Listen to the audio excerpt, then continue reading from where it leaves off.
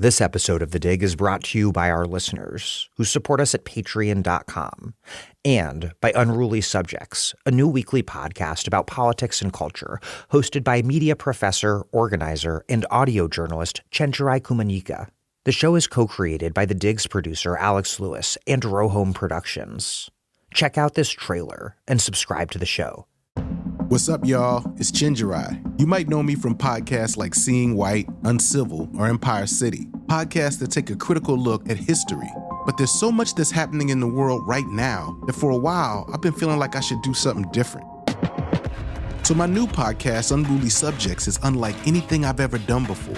We'll check in about what's going on each week with the news and things we have to know.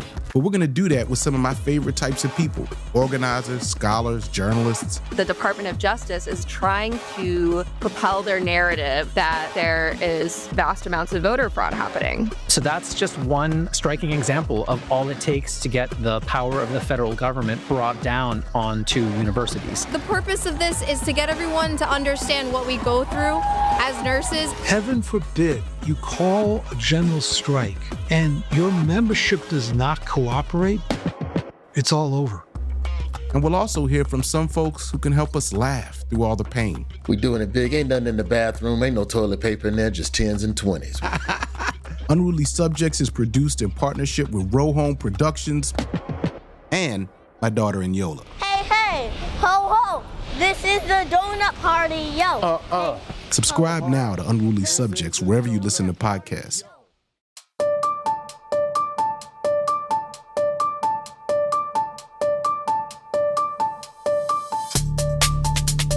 Welcome to The Dig, a podcast from Jacobin Magazine. My name is Daniel Denver, and I'm broadcasting from Providence, Rhode Island. The people of Minneapolis have bravely provided us a model for resisting federal occupation. They've resisted with incredible courage and paid a very heavy price. 2 murdered, countless brutalized, arrested, shoved into the deportation machine. This resistance has been widespread, erupting among ordinary people all over the Twin Cities. It was also, however, nurtured and led by an impressive array of organizations and unions representing mass bases. Indeed, organizers across Minnesota have for years been building one of the most robust progressive political ecosystems in the country.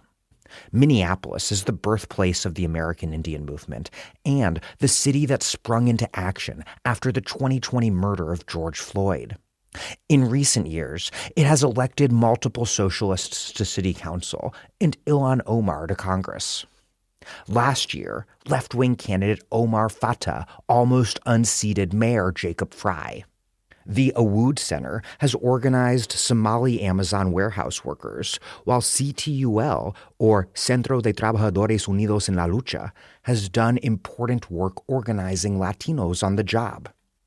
At the state level, when Democrats won trifecta control of government in 2023, they did the opposite of what Democrats typically do, that being doing close to nothing, and instead did a whole lot of things, passing what's been described as the most progressive legislative package since the New Deal, with Governor Tim Walz signing it all into law, the so-called Minnesota Miracle.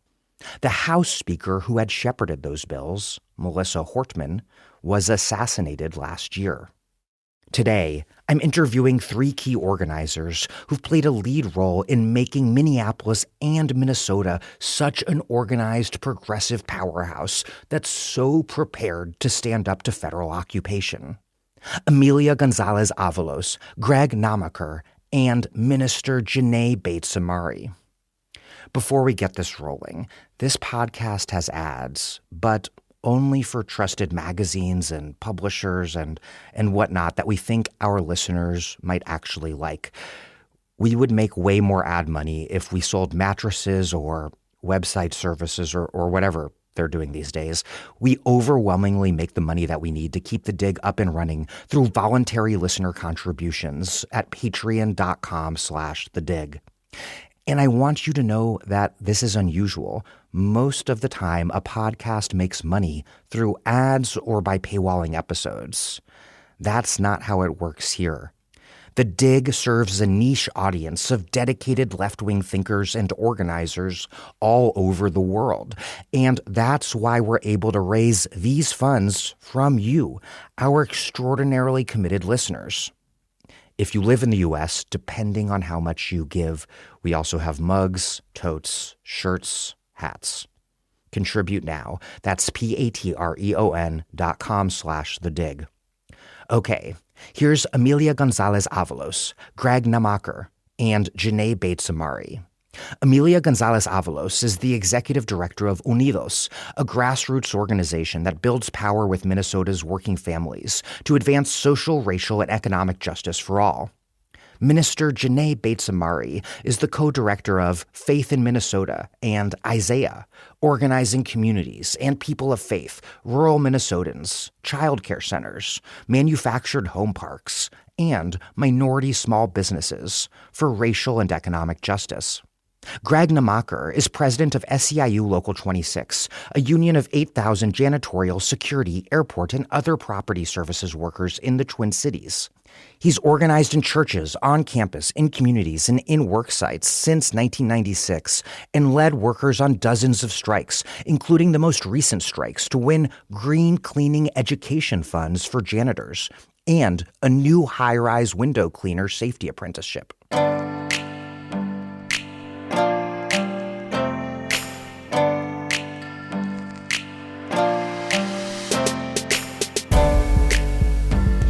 Emilia González Avalos, Greg Nammacher, and JaNaé Bates Imari. Welcome to The Dig. Thank you so much. Thank you for having us. Yep, we're excited to be here in these very hard times.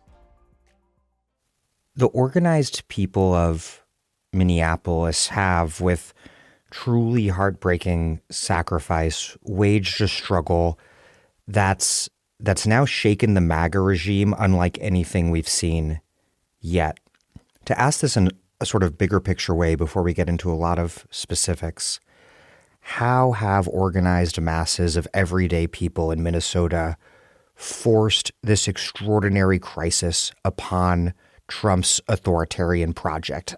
How does resistance in one particular place, how has it effectuated a crisis of such giant national proportions? You all are winning, though, of course, at great cost, with 2 people murdered, many more abused, so many snatched from their homes or off the streets into the deportation machine. What should the rest of us across the country and the world know about why this fight back has been so organized, so tenacious, so brave, and really so successful? Emilia? I think that there's some historical context people have to understand about Minnesota. We have a very long generational tradition of labor organizing. There is also a very important history of social welfare and community organizing organizations using the structural institutional nonprofit vehicles. And so the ecosystem has been populated and pollinized for years on takes and errors that are hyper-local battles, from the maintaining the right to collective bargain to having people access to driver's licenses, very meaningful hyper-local material campaigns. And so there's also a couple other elements of the civil society in Minnesota. One is that we have the highest turnout of electoral voters in the country. People in Minnesota have a civic public life.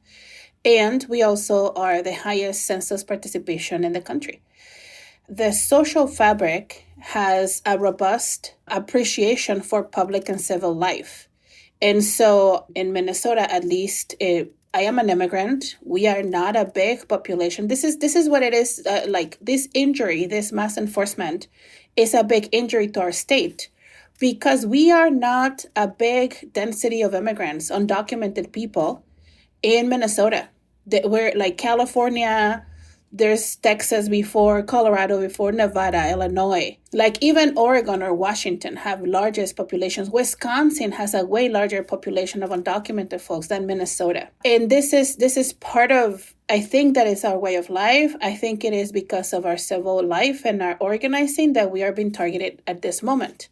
And so the way to respond to that is by getting deeper and more ample in organizing. That's what we know how to do, and we just are doing more of it. Yeah. JaNaé? Yeah, no, I mean, everything that Emilia just named is absolutely right. Minnesota has a long history of deep organizing, of institutionally, but also what we have seen recently, even with like block by block neighbors and parents organizing together. And so the beauty of Minnesota is that we do build these really deep relationships that, unfortunately, as a state that has had to go through some very hard things in these recent years, we've really had to lean on them. So I think there was just an immense amount of learning that we collectively had during the uprising about, after the murder of George Floyd, about what is required of us to actually build the real resilience to fend off the level of vitriol and violence that we're finding from the federal government right now.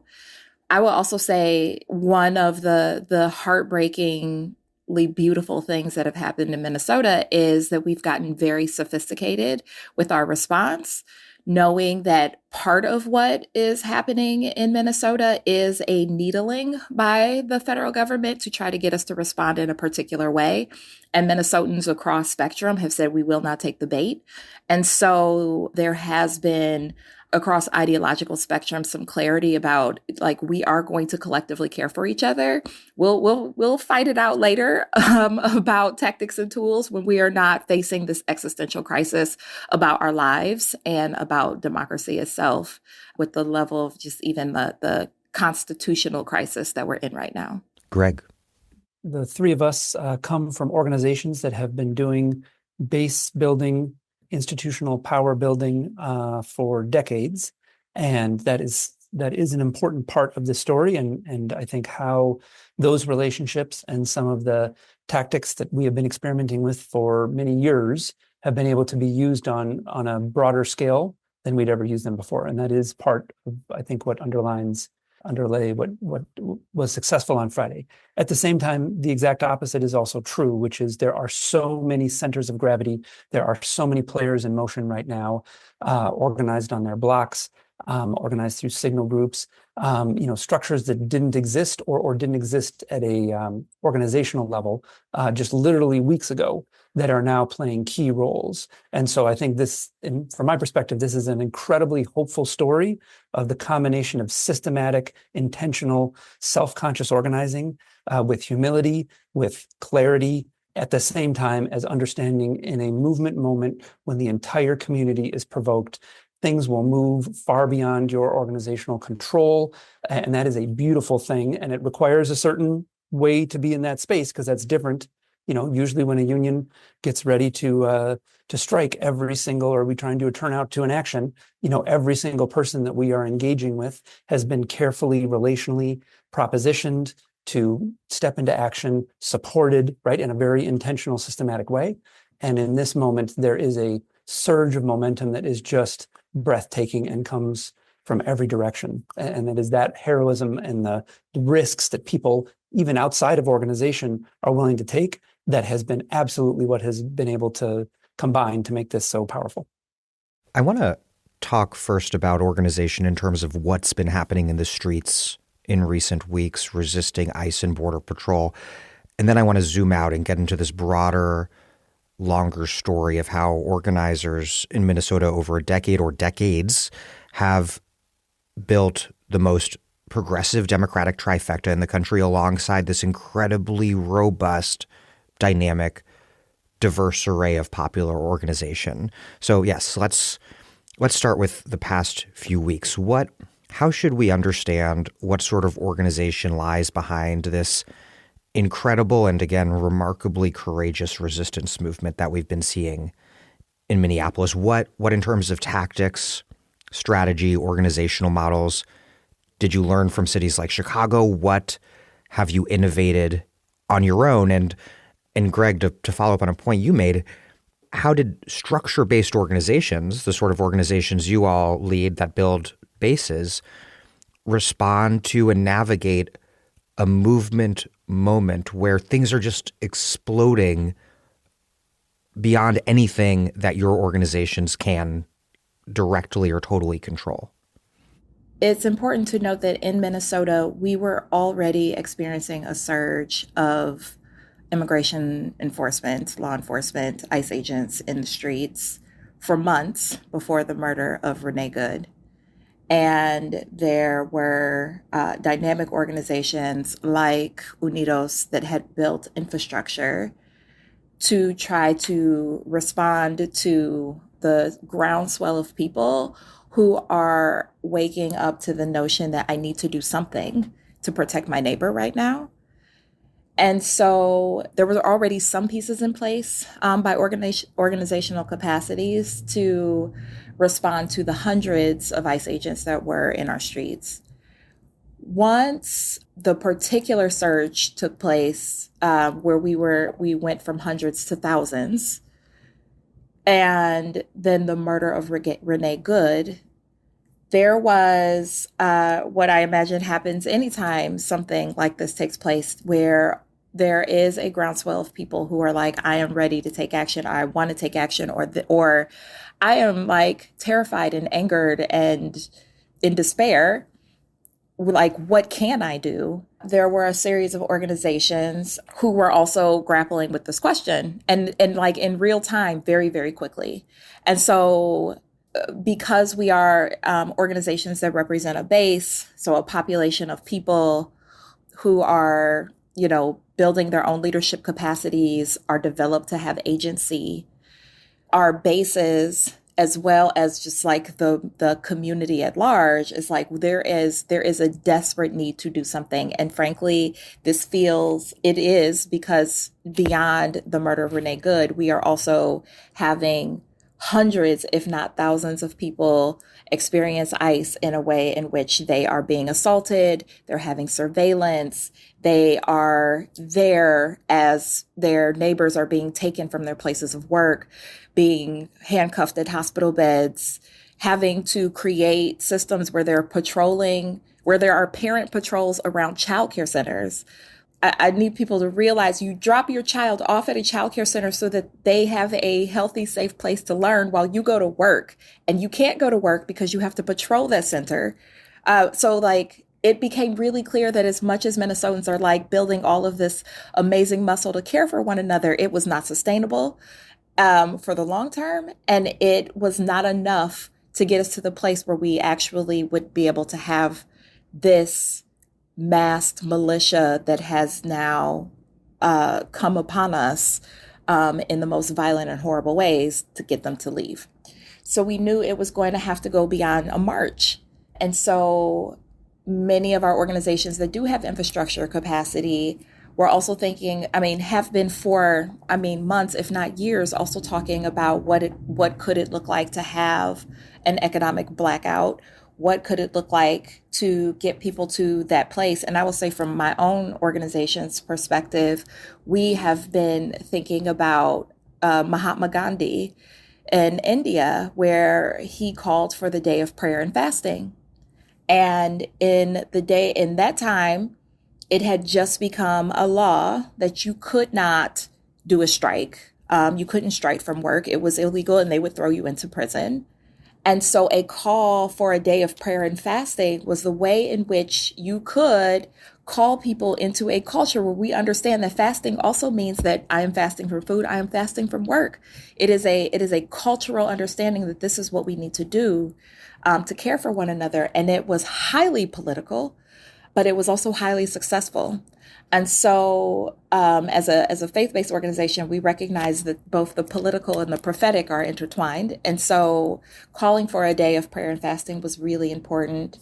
And so many of our organizations were having these conversations about what would it take, what would it require for us to actually get there. And we're building muscle and tools for that, again, for months, if not years, to be able to build for something like that. And so it was a week and a half, 10 days before where we decided that we're going to move forward with this together and launched it. And so we had a press conference where our organization, and the Emilias, and we launched that we're going to have this day of truth and freedom, and it is going to be no work, no school, no shopping.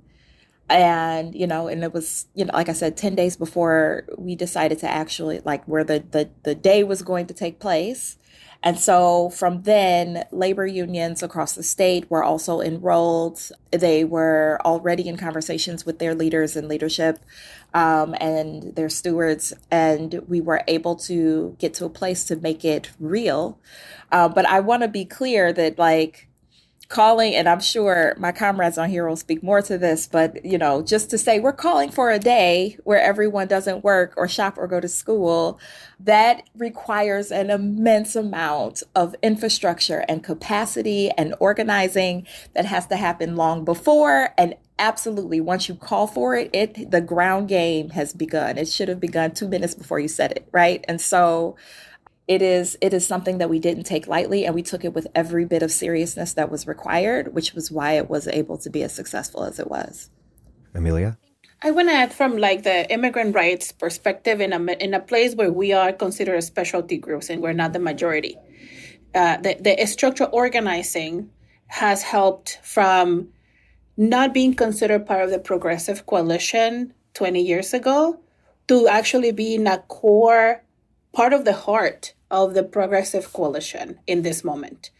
That trajectory required structural organizing, coalition building, passing things at local, state, and national level. And I think at the cusp of that was when we moved the Minnesota Miracle, like the progressive coalition was like, yeah, you're going to get your driver's licenses and then you're going to be fine. Here, have your thing. Let's move right along. And we were like, no, there's still other things that undocumented Minnesotans don't have access to. And that was healthcare. So we had just moved through a pandemic. Our workers, predominantly essential workers, cannot work remotely. And we were trying to pass policy that actually cost taxpayer dollars that they themselves contribute to the Minnesota pockets, like to the state funding. And so that public battle was another experience that shifted culture in Minnesota.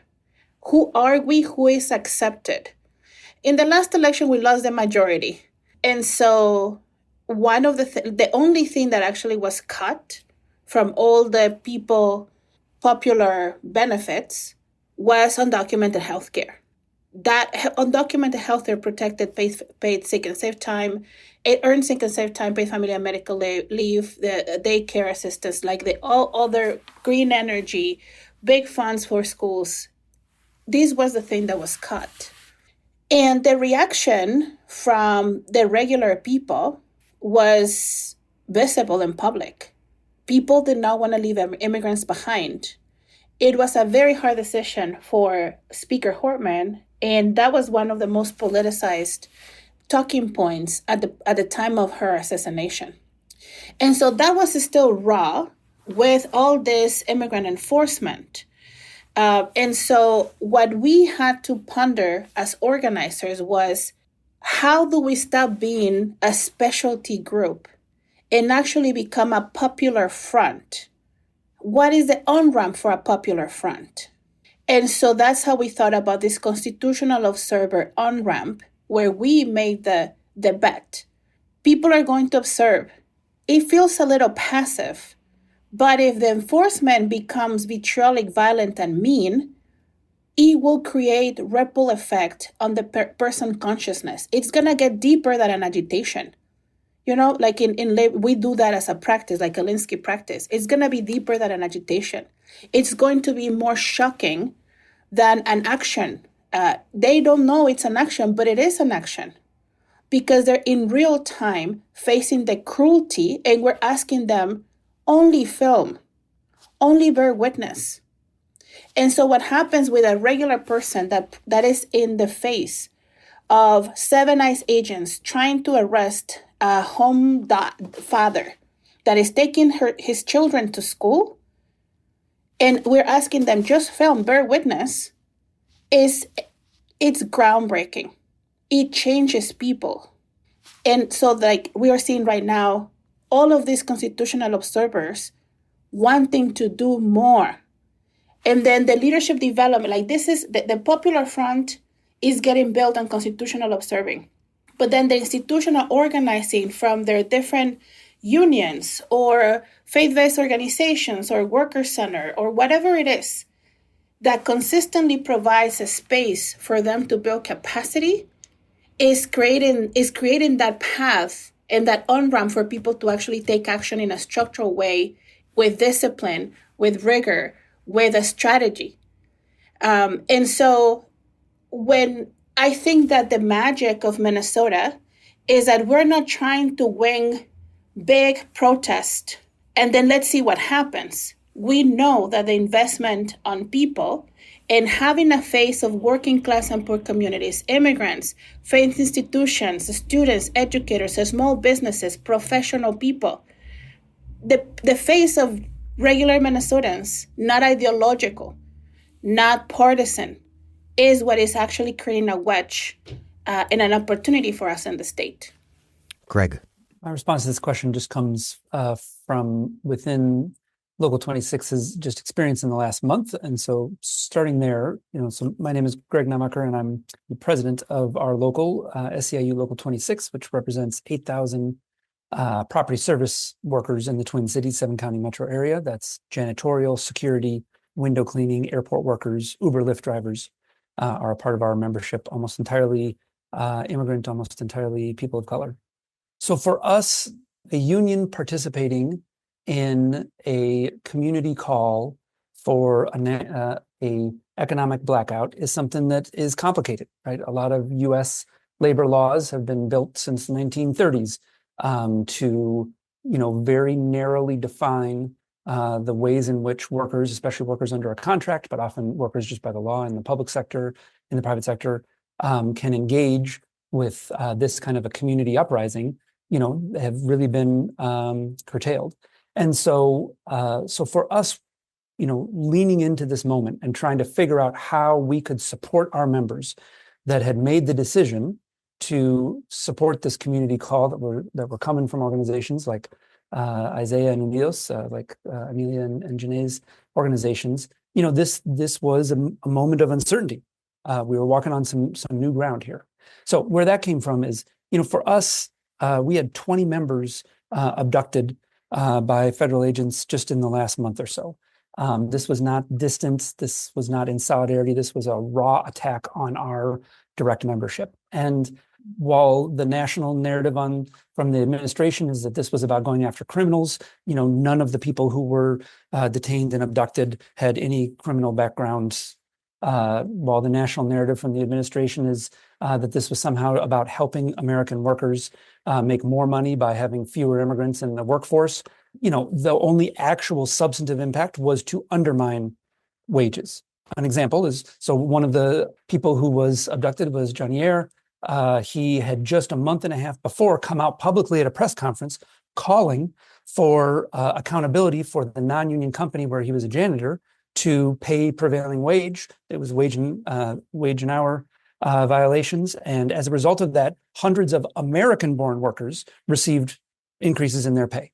And yet JaNaé was one of the ones that was abducted. And all that does when that happens is it just creates a silencing impact on any worker that wants to step up and say that it is, exactly Trump's buddies, the billionaires who run this economy and who traditionally undercut union wages, that anytime someone speaks up against them, they're going to be targeted, right? So it had the opposite impact. Another example is Don Vicente, a long-term window cleaner. The brother was 75 years old, longtime member of our union. He'd worked window cleaning for 30 years, and he was a part of a strike to win the highest safety standards for window cleaners in the country that just happened a few years ago. Key leader abducted.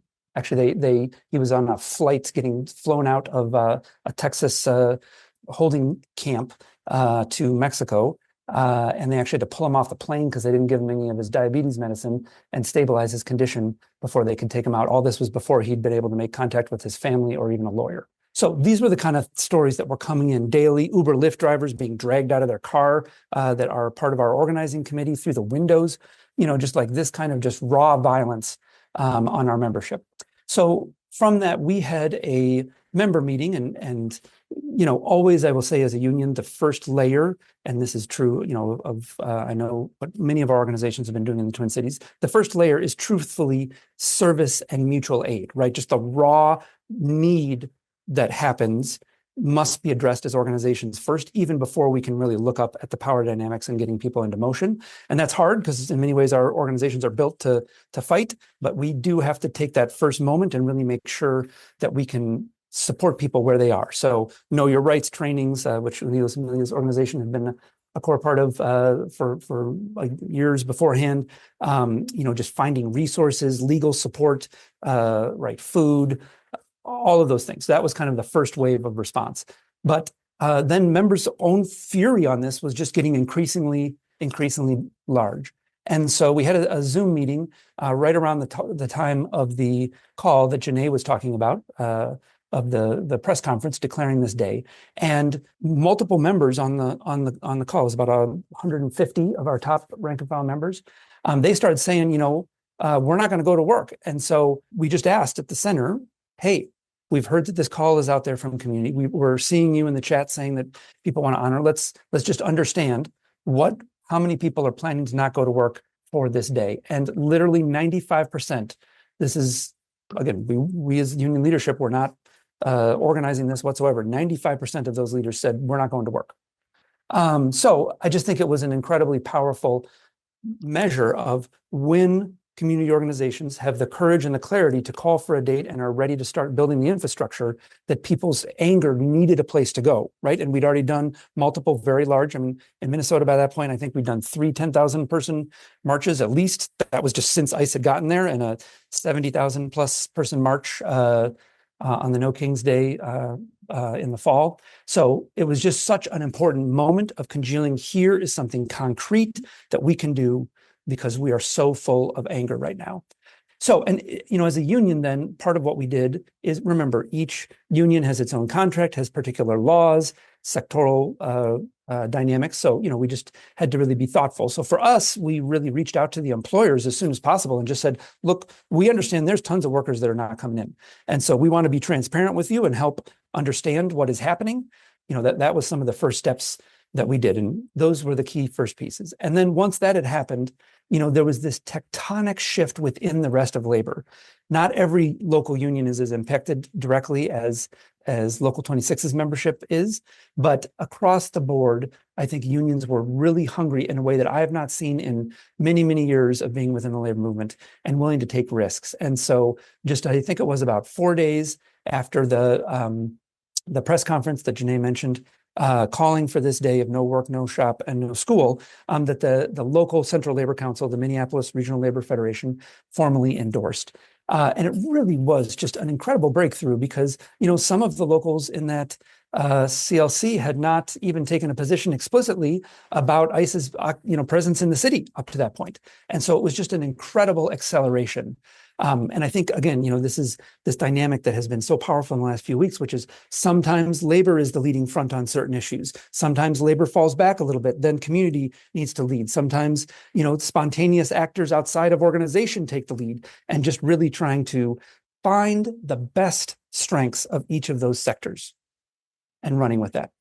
Emilia, I want to break down a bit more what Greg was just saying there about the relationship between the provision of mutual aid and then organizing the mass fight back. Two sorts of things that sometimes on the left get pitted against one another. How have you seen those operate together in Minneapolis? I have seen mutual aid or service-based interactions act as a carrot in front of the person to be an agent for mobilization. And I have seen how that has enabled simple, superficial transactionism in ways that it can ruin turfs. I have seen turfs in small towns in greater Minnesota that when they get an invitation, they're like, okay, am I gonna get a gift card? Am I gonna get a backpack? I'm like, no, you're gonna get freedom. You're gonna be more free. If we win, we're gonna get more free. But that requires an actual different investment. If you do your mutual aid, This is a theory that we start trying to prove because these are new findings on the go. If your theory is that it actually exists a path from service to power, the one non-negotiable is the leadership development that happens in between, so that people can make sense of how we cannot fundraise and food bank our way out of freedom. Our way to freedom. I am wondering, like truly, I sometimes go to bed at night thinking, how did the Black Panthers do food banks and created like free food places and were able to translate that into such a radicalized leadership development that we're taking an incredible amount of risk on the ground. Like I don't know where to, I'm sure that all of this is information that has been kept in like very, relational containers of that legacy work. But that's one of my curiosities, because I have seen how mutual aid has enabled powerlessness, has enabled victimization, has enabled codependency.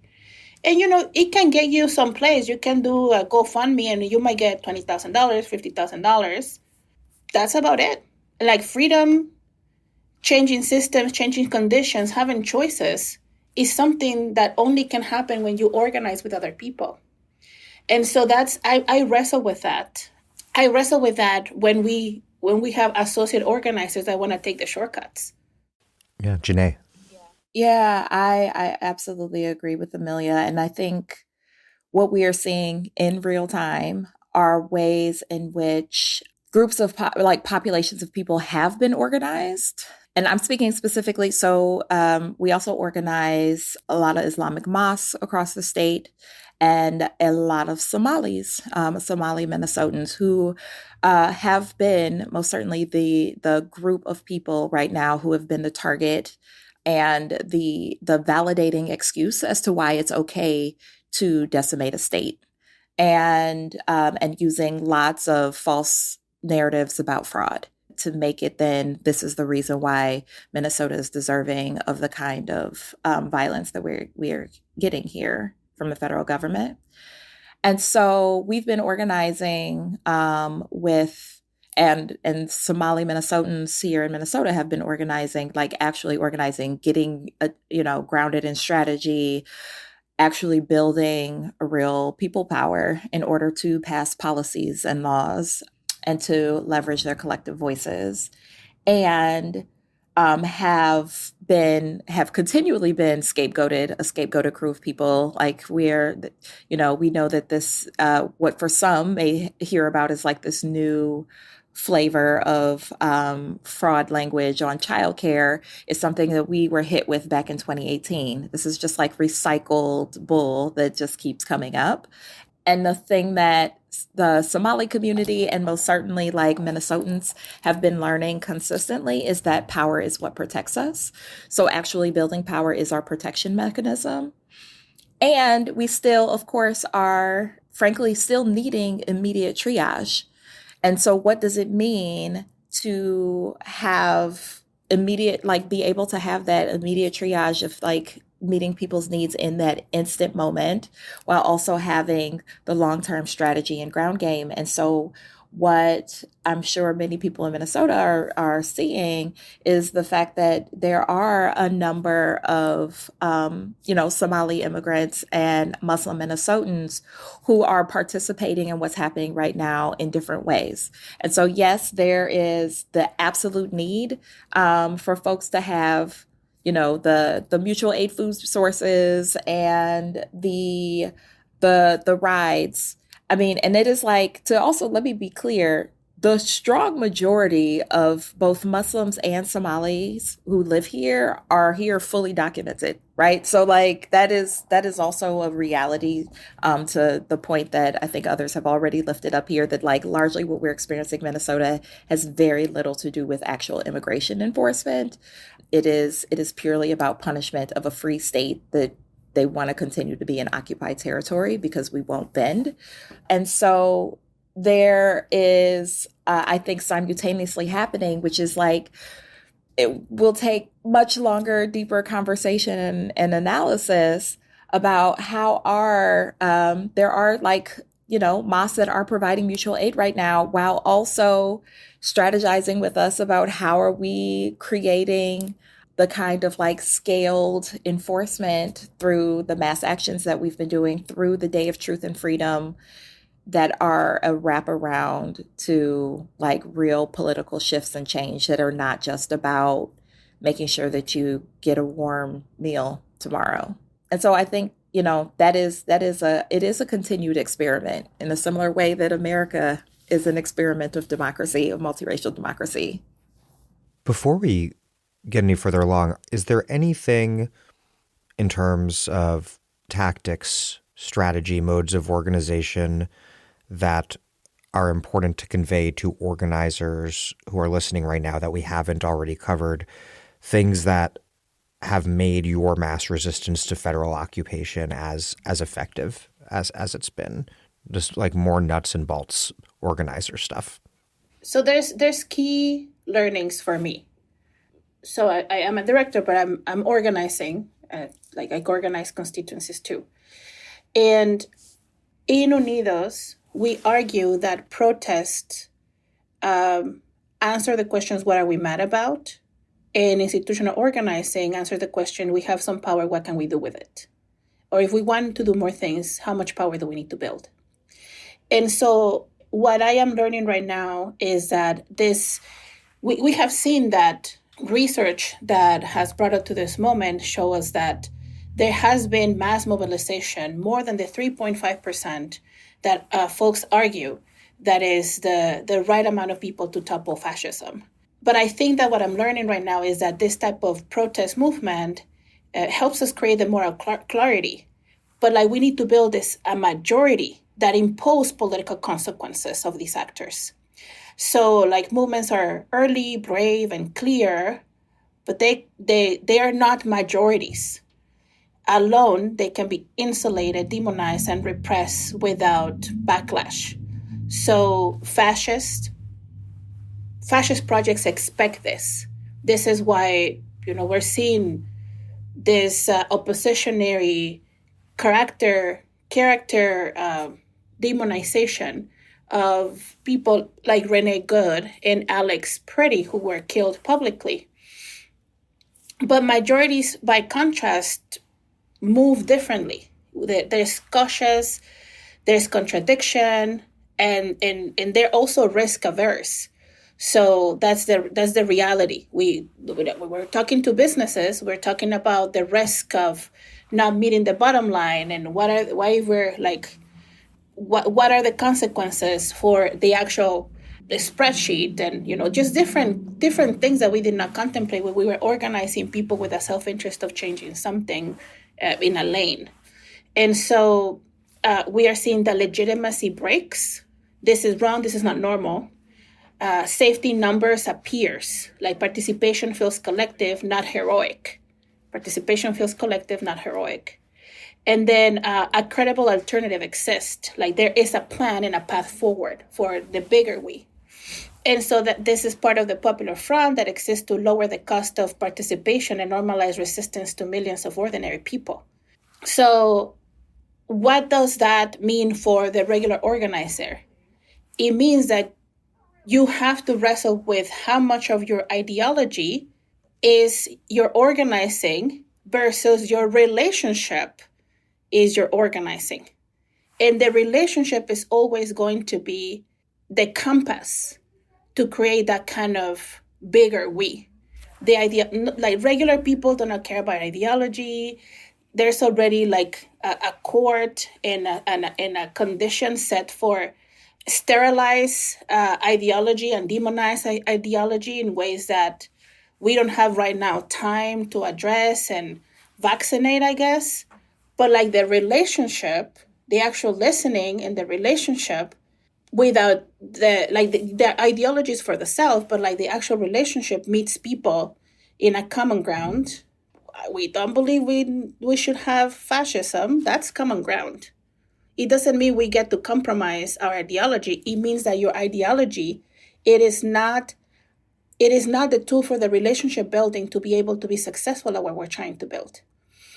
So that will be like my number one tool. And the thing that I address with our team who is on the ground and hears problematic things and like they didn't use my pronouns right and we're like it's the relationship. We want people who do not think like us. We want people who are regular. And regular people say this shit, and we have to still organize them. Greg? One of the pieces that I think we have worked hardest on in the Twin Cities leading up to this point that allowed us to move fast, at the same time as also really blew my mind how much we still didn't know about the power that we were sitting on, is around sort of coalitional dynamics and how to move effectively. So, I think in so many communities I've organized in many cities around the country, and just in so many communities, labor unions are pretty turfy, don't generally cooperate with each other very directly, are often competing over a pretty limited pie of political attention from the electeds, right? I mean, some states literally have a saying within the Democratic Party, look, we're going to move one bill this year, so you guys all fight it out which one it is, and then we'll move it. So I think labor unions are used to being in very light, unmeaningful coalition, where mostly everybody is protecting their own turf. And I think then in community organizing, there is an environment over extremely limited resources. And so there's just like competition and turfiness is built into the de facto structures, I think, of social movements in all the cities, at least in our country that I've been in, and definitely in the Twin Cities.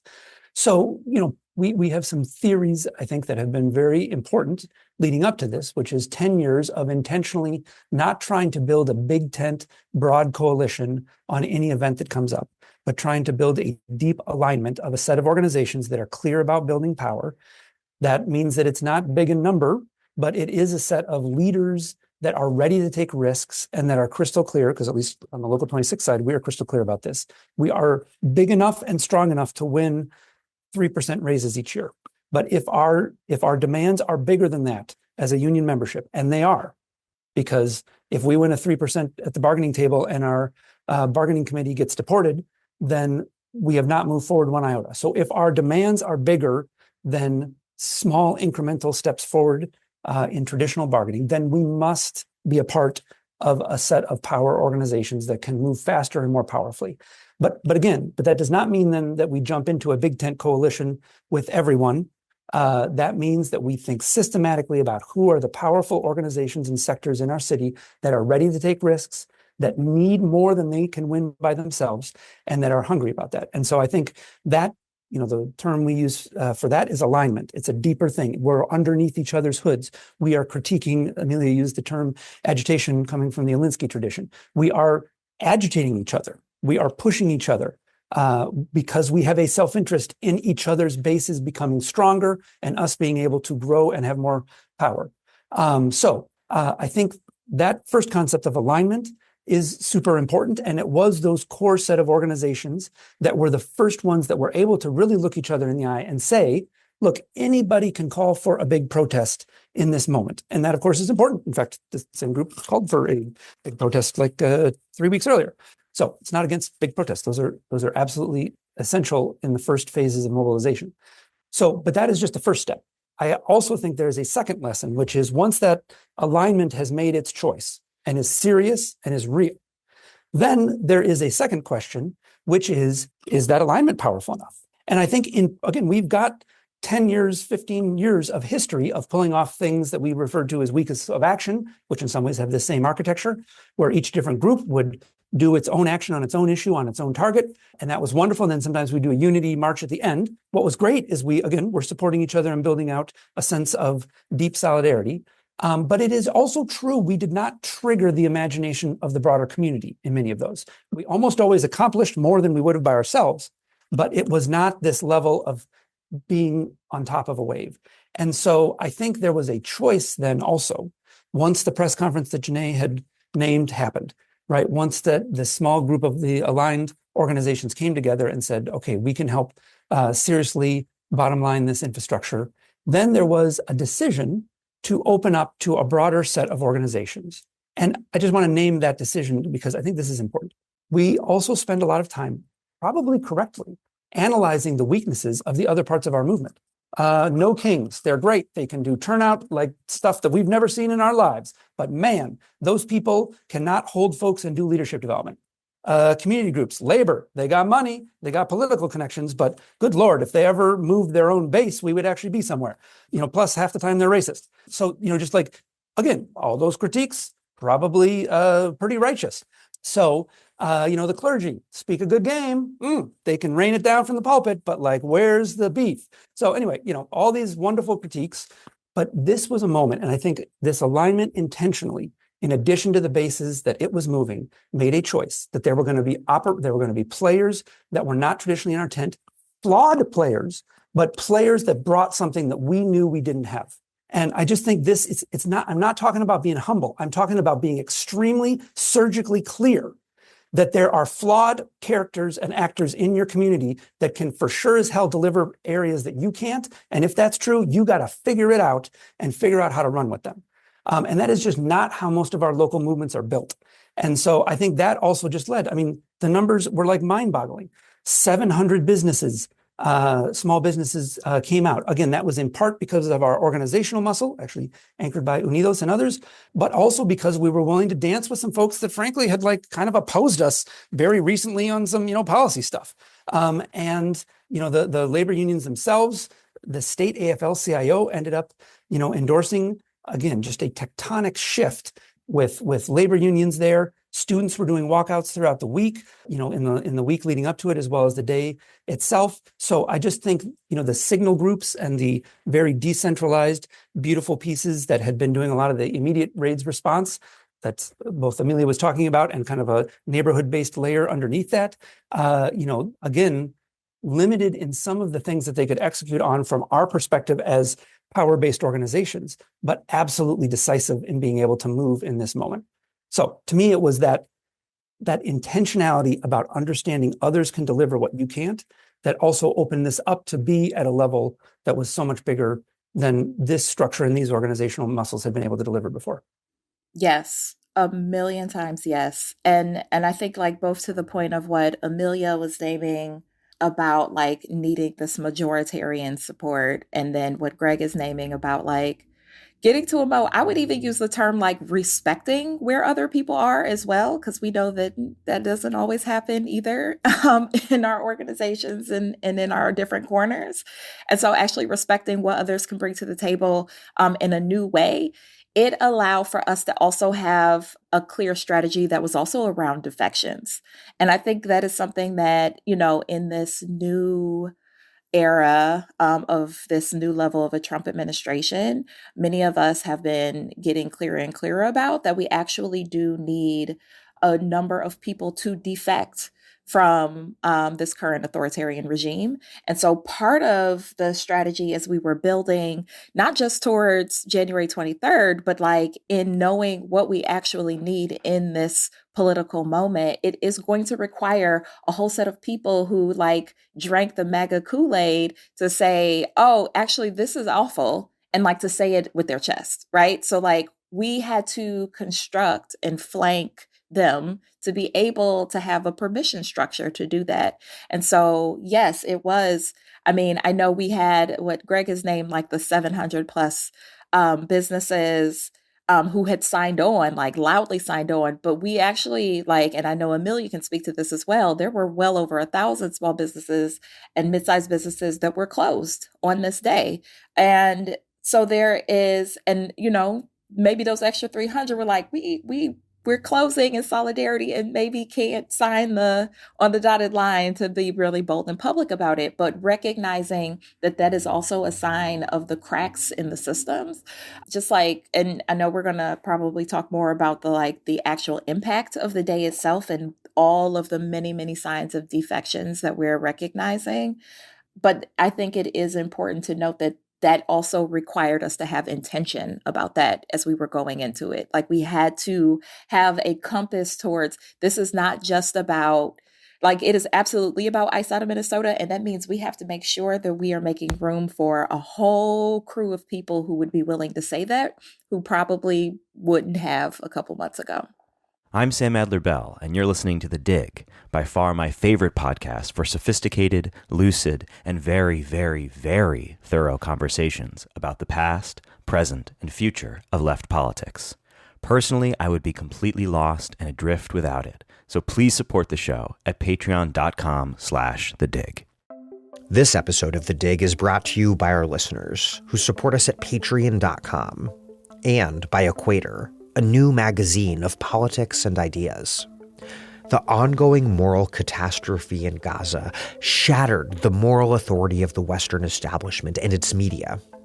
Equator believes that the end of the West is not the end of the world. Indeed, we're in a moment when new political horizons can be glimpsed, and radical forms of action and imagination are possible. Equator.org is launching a new cultural platform which challenges the narratives that equate Western interests with universal truth. Instead, we're building a future where equality and justice define the global conversation. Contributors include Dig guests like Naomi Klein, Rahman Idrissa, Adam Getachew, Nikhil Palsing, and many others. But Equator is more than a magazine. It's a rallying point for a global community built through reading groups, online seminars, film screenings, workshops, and events. I've been reading Equator, and I love it. This work needs your support. Join the community. Digital memberships start at just $6 a month.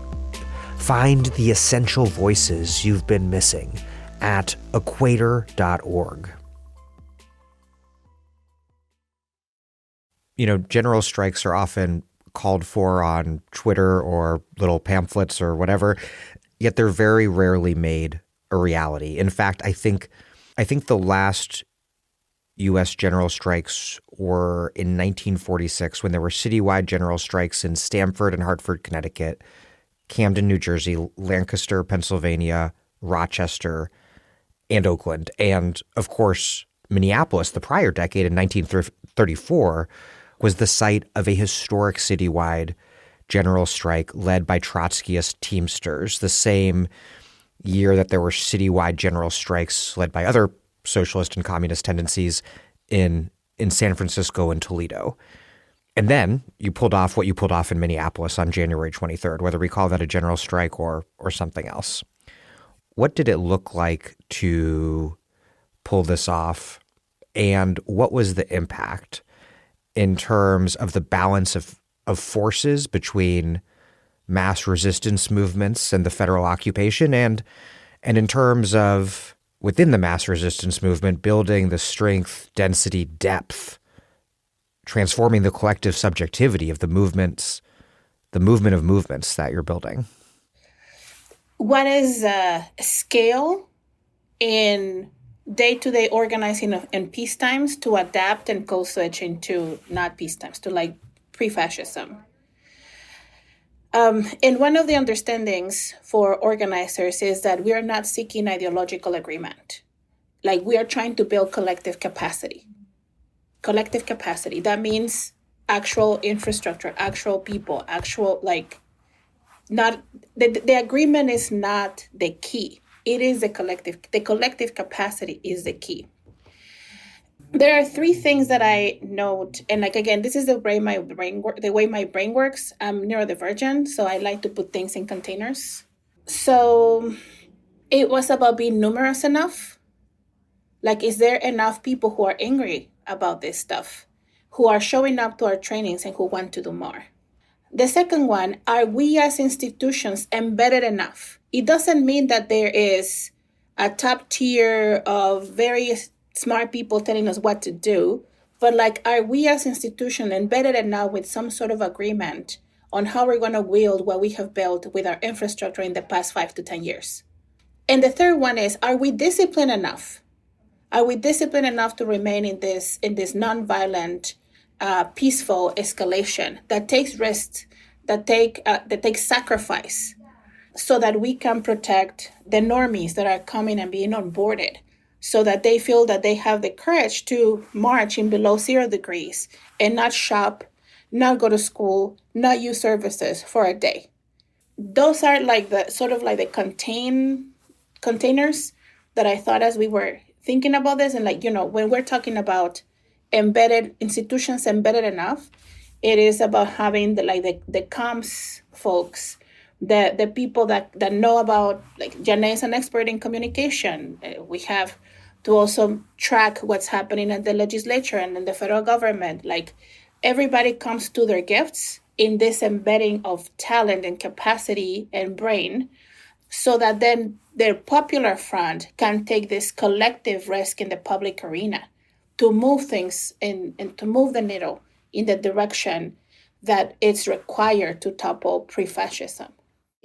Thinking about that particular day and what we were really intentional about building and constructing as we went there, and what I think we were very successful at, was knowing that we needed to have a mass demonstration in the midst of very, very clear illustrative violence that we are all seeing, right? That, like, by that point, the majority, I think we were getting polling that like it was like 80+% of Americans had actually already seen the video, at least one video of Renee Good being killed. So there was already a collective sense across the country that like, oh, the federal government can murder people. We were simultaneously getting news that the FBI was refusing to investigate. They actually were instead choosing to investigate the family of the victim. Like there were just like multiple stories that were like swooning about what was taking place. And we needed to construct a massive action of people being very clearly nonviolent, but also being in a non-compliant, non-cooperative mode together, unified. And have that very broad contrast taking place for the world about the like rampant violence, people's cars being rammed, people's windows being broken, these like mass militia literally snatching people from the streets as folks blow whistles and have their cell phones out, to Minnesotans in, negative 20 degrees, negative 50 wind chill at some points throughout that day, like together cheering, chanting, like in a full display of, we didn't go to work, we didn't go to school, we're not spending a dime, what's happening here is wrong, and the rest of the world needs to see this. That it was a giant point that we have in all of these different configurations of people that we've named, from like the block to block work that's been happening, to the institutional work, to the mutual aid, to the trying to we didn't even really get into like the corporate actions that have been taking place across the state and continue to, all of that simultaneously coming together in a large day. And I, from just like the news clippings that I've gotten to see, and from just hearing from people all across the country, from hearing from even my like normie parents in Ohio, I think that was the thing that was wildly successful, even more than what we initially thought as we were in our planning. And the notion that people across the country and across political spectrum were in the mode of, I know that what's happening is wrong, and I know there is something that I can do.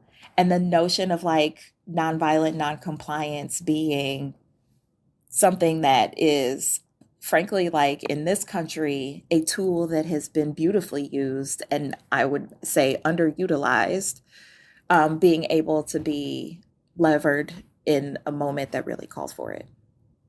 I mean, just some of the numbers from my perspective were just breathtaking. We had, as I said, had a recent tradition over the winter since ICE's occupation of 20,000 plus folks in the streets on Saturdays, but it was consistently on Saturdays that those big manifestations were happening. And this was, different estimates are out there, but 75 to 100,000 folks on a workday in the middle of the workday. that has just not been attempted. So that was amazing, let alone the wind chill that Sister JaNaé was just laying out. And 100 clergy arrested at the airport, making these demands on Delta, on the biggest companies in Minnesota, 3M, General Mills, Target, the biggest companies that at that point had been completely silent as to if they stood with Minnesotans or not. Filling a basketball stadium with literally, I think the tickets for that ended up going out 12 hours before we were going into the stadium, and filling the stadium as a warm place, frankly, for the march to go. So the speakers didn't all speak outside. Just these are things that were not imaginable 2 weeks before. So it really did feel like history to our members. I know many Uber Lyft drivers just started crying when we were checking in with them that day about seeing those pastors getting arrested at the airport, seeing all those people pouring downtown to defend them. It was just incredibly powerful. And, at the impact on the rest of the state, we did this major national poll firm, looked at voting, likely voters in Minnesota. So this is not in the Twin Cities, this is not in Minneapolis, this is in Minnesota. And they found, this is a couple days afterwards, that 80% had heard of the Day of Truth and Freedom of the 23rd. 80% across the state of Minnesota. 25% said that either they or their loved ones took part.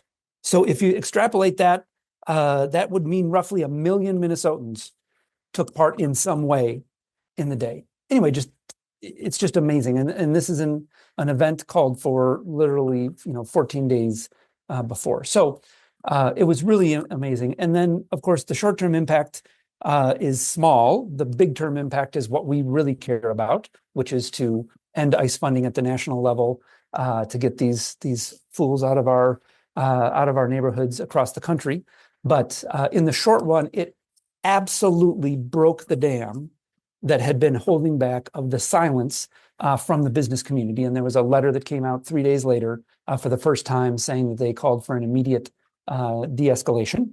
That letter was not enough. We continue to engage the corporations until they are much more decisive about whose side they're on. But that said, it was unquestionably a breakthrough, as well as the demotion or firing of Greg Bavino, whatever they're going to do with that guy, who really cares. But just like there was no break at all in the administration's perspective, that they were all full tilt forward until that. So proud to have been a part of all the people who sacrificed for that day. And obviously this is just one step on a much longer path. And I think it's worth noting and like putting a finer point on what Greg is naming, that you saw, we had our faithful 97, which we've been calling in the Faith of Minnesota, this faithful 97 who did risk arrest and were arrested at the airport, juxtaposition to like 20 hours later where Alex Preddy is then murdered. Violently beaten and shot to death.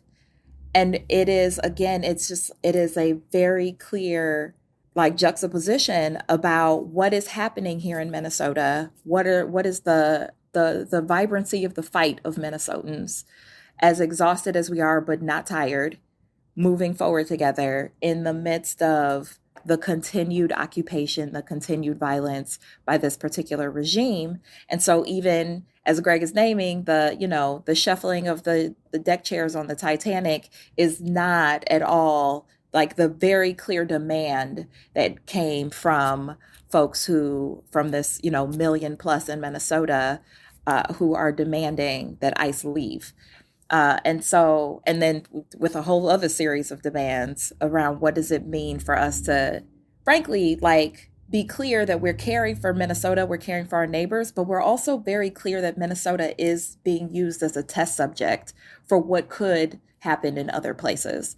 And so we recognize, just like regular Minnesotans recognize, that we are on the front line of a fight about, are we going to be able to fully exist as free humans in our country? And we want to stand in the affirmative, not just for Minnesota, but for all of our states here. There's different amounts of risks that people are taking. and there's levels accessible for everybody. So clergy, they're super leaders. They exist in their power organization. A few days before that action, there was a sit-in of regular moms in a Target nearby, and that's a different risk.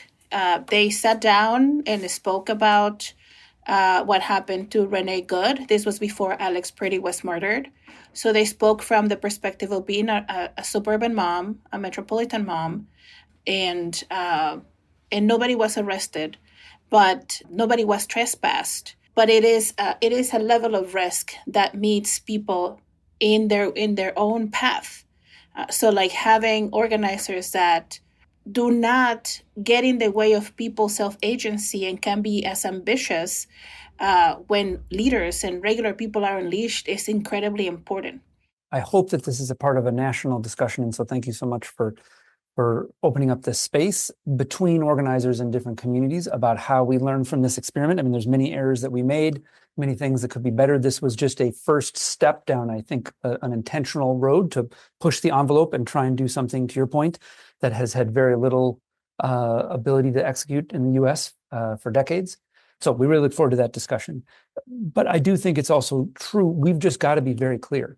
They are also, just as we are training ourselves and trying to figure out how to do this, they are training, this administration is training itself. I mean, literally, it's just viscerally true. When you see them on the street, they are clearly learning from what they learned and responded to in LA. And then they went to Chicago and they did a set of experiments based on that. And then they came to Minnesota and they're doing a set of experiments based on that. They are systematically learning from each experience they have. And you see them in the street. I mean, they're just like untrained, completely undisciplined people tripping over each other, slipping on the ice.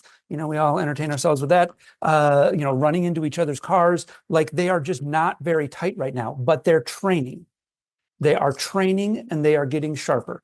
And each community they go to, they are going to be improving on what they did. And we have to do the same.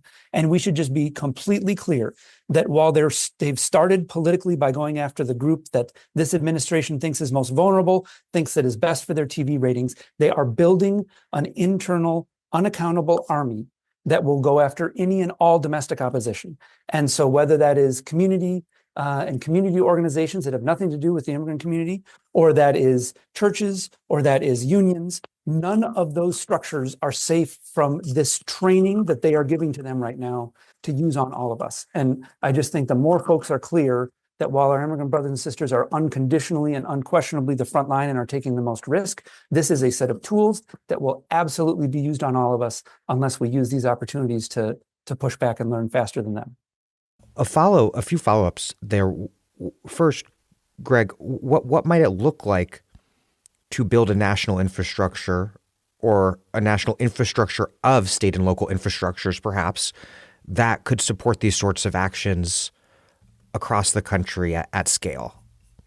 So let me first say what I think it doesn't look like, and then at least some instincts on what it could look like. And obviously, we all got to build this together, so I don't have a complete answer.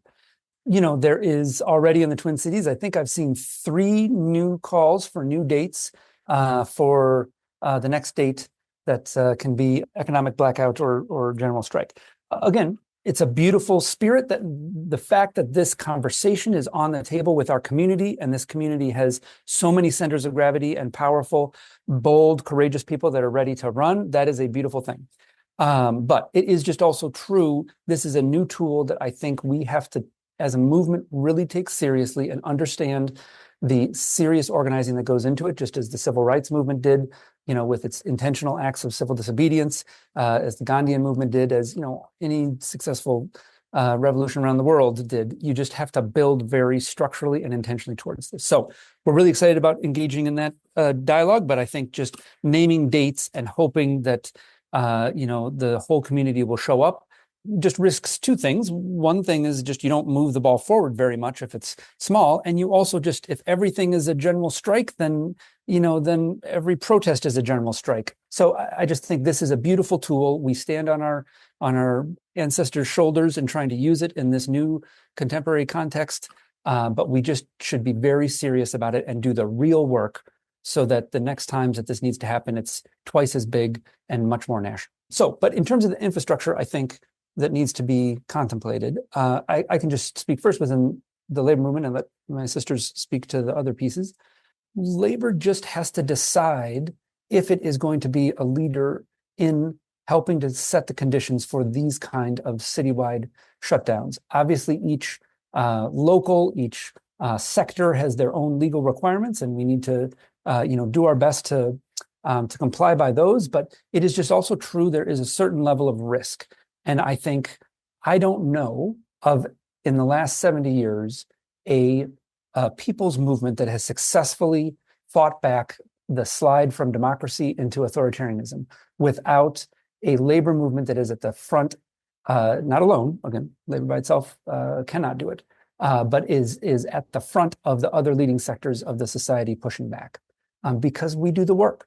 And the billionaires that back Trump's agenda are dependent on our work. They get their profit from us.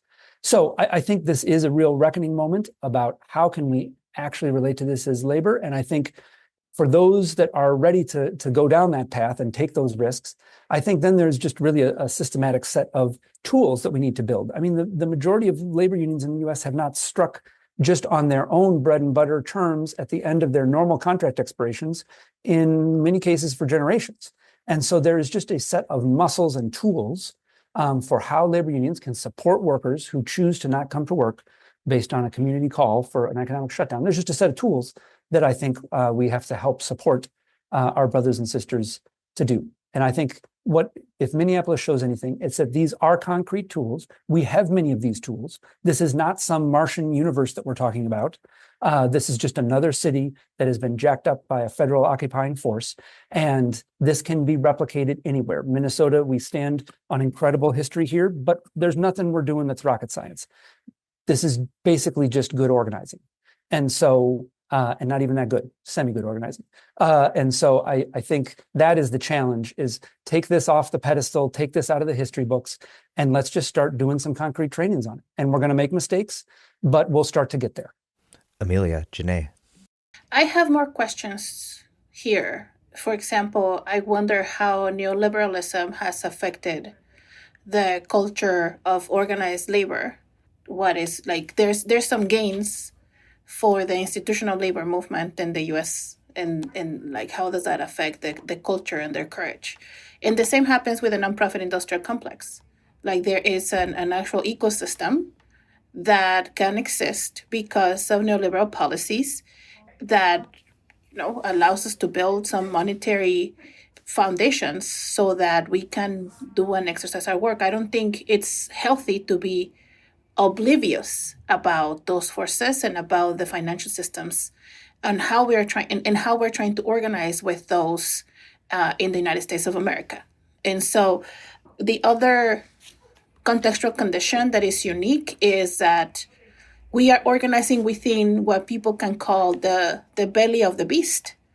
It is not the same to try to topple pre-fascism from Latin America or colonized countries than actually trying to do that in first world, where this quote by Gene Sharp, I can't exactly paraphrase it, but he says something on the lines of, by using the means of the oppressor, we have to understand that they just have more guns than us.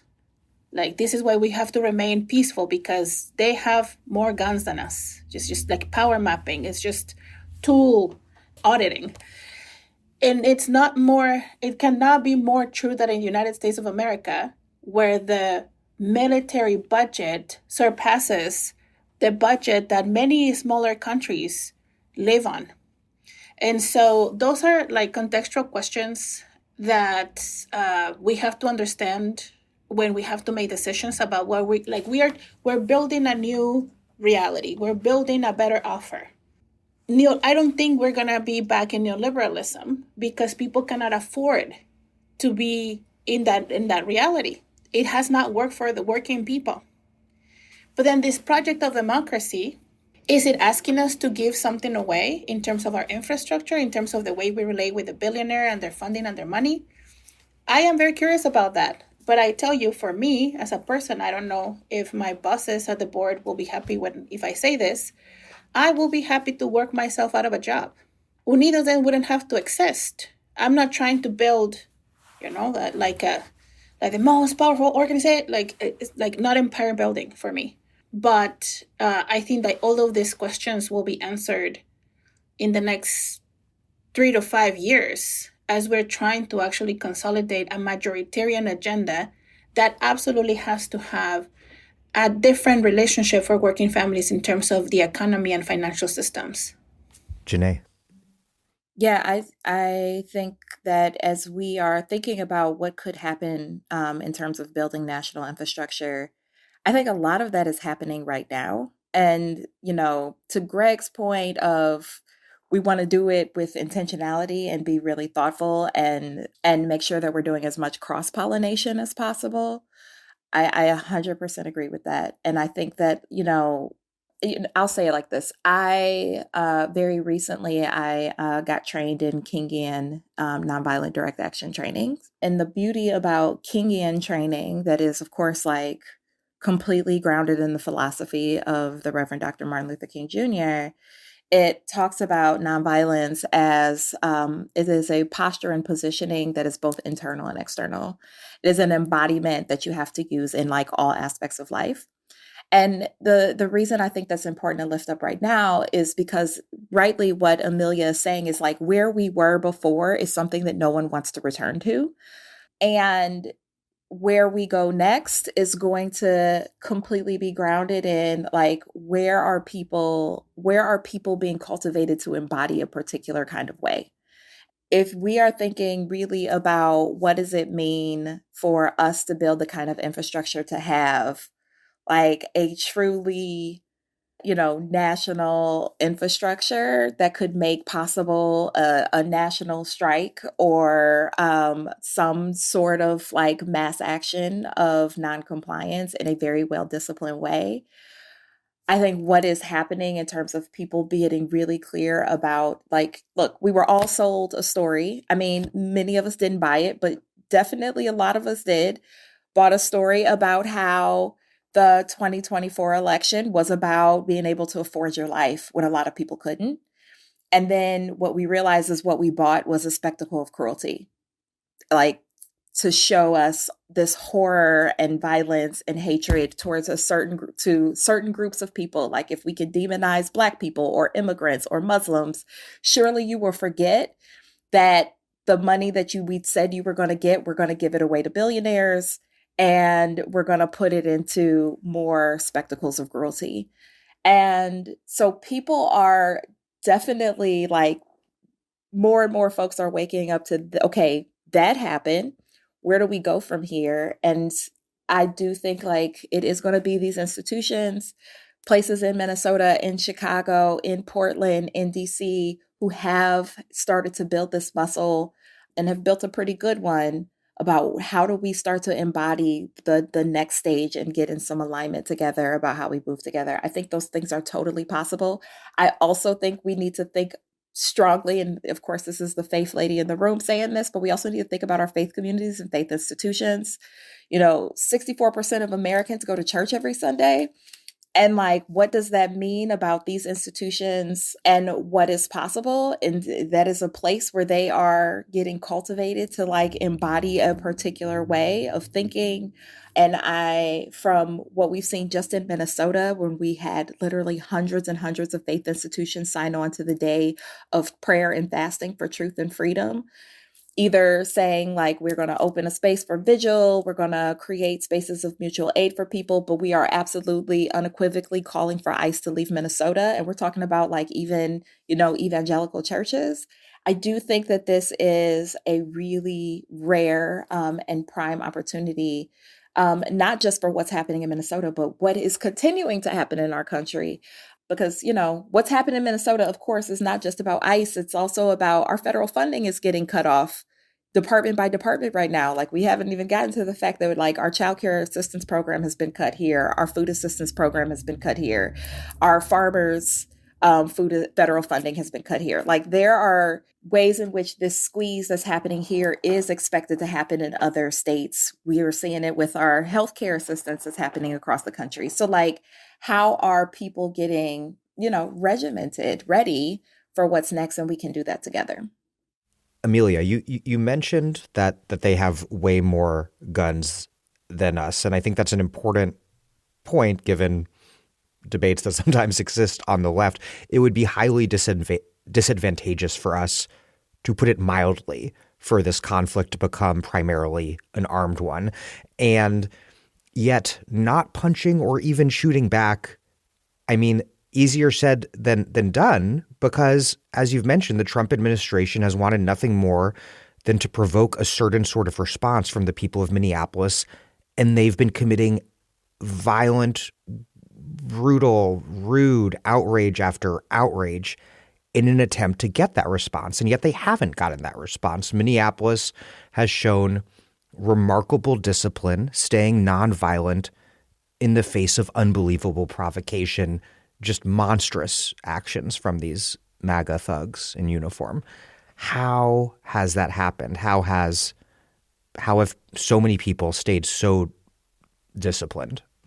I think some of that doesn't have anything to do with our organizing. This is Minnesota. Like, that's what people call Minnesota nice.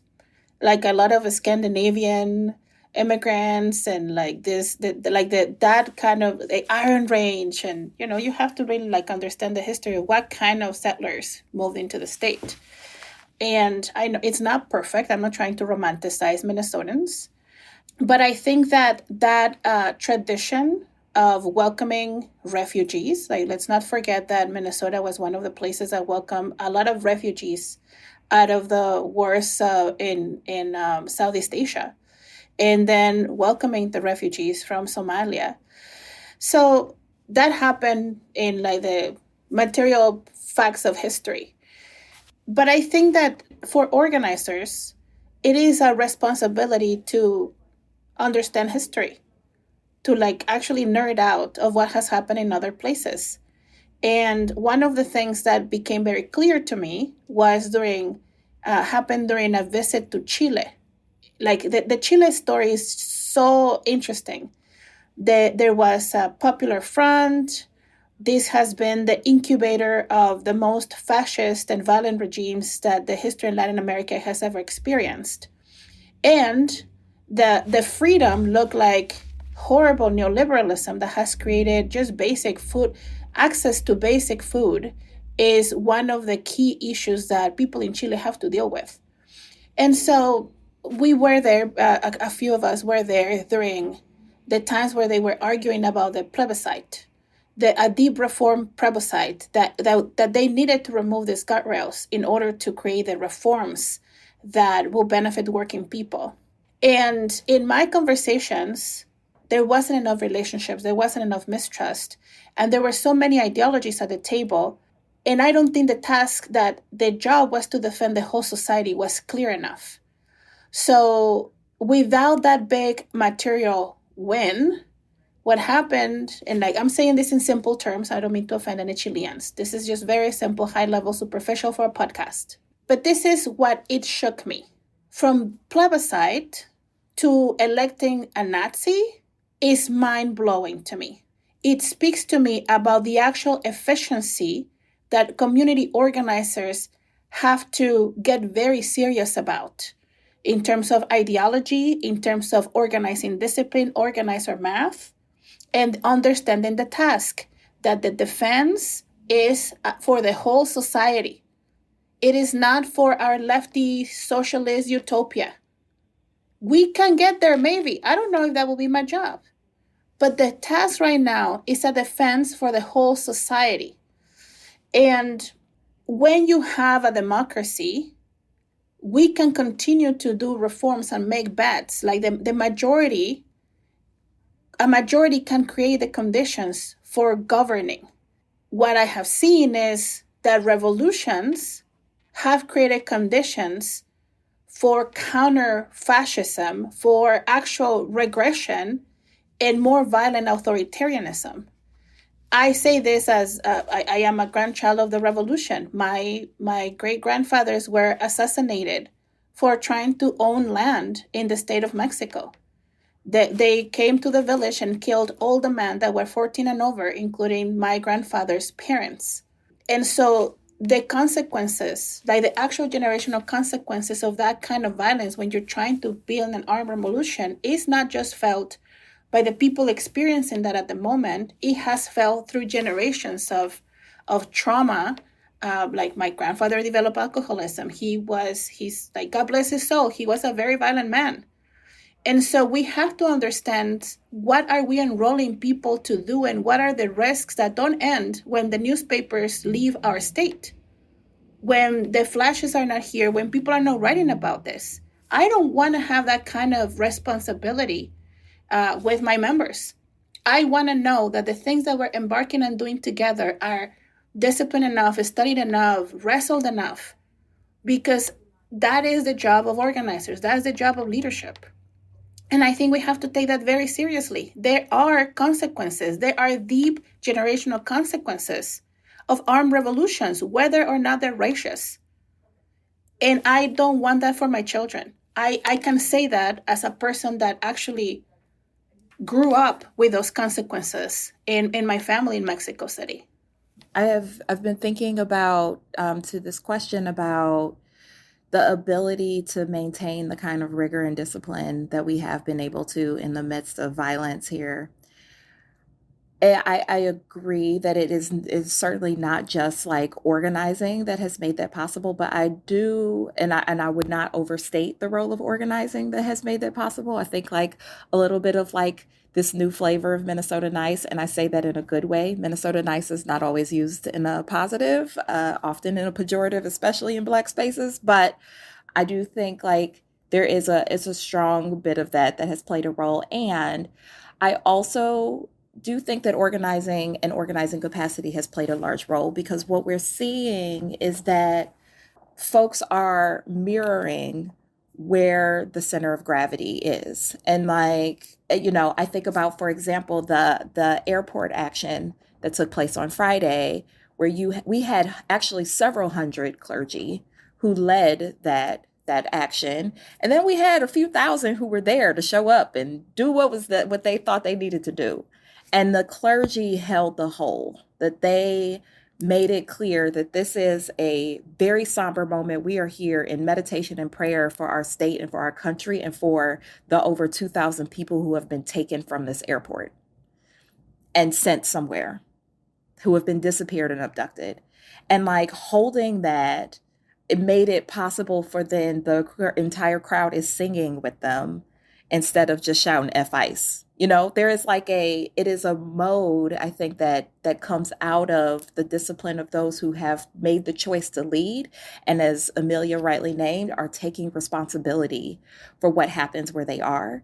Like I think about, speaking of history, I think about, what happened with the Montgomery bus boycott. And I think that's very appropriate for what we're talking about today, because people tend to talk about like the linchpin of that happening was, of course, Rosa Parks being arrested on a bus. And people think, I got real bad public school education on that. First of all, let me say public school education is amazing and we need to invest in it at every turn.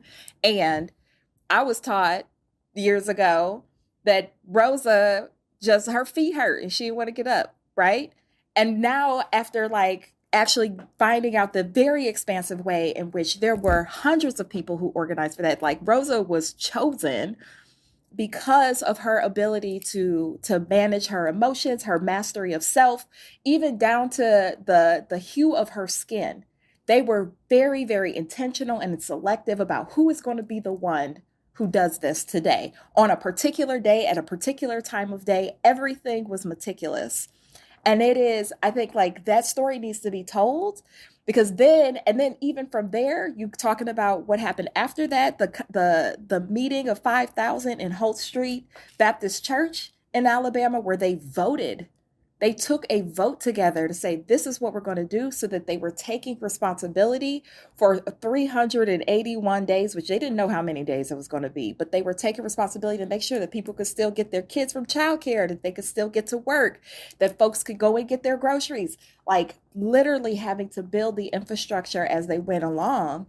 And so, there is, but they got to lead that. And so, yeah, 5,000 is frankly even not that many, but it ended up growing to many, many people being a part of that movement. But it's because you had to have folks who were decisive, saying, we are going to be disciplined. This is how we're going to lead together.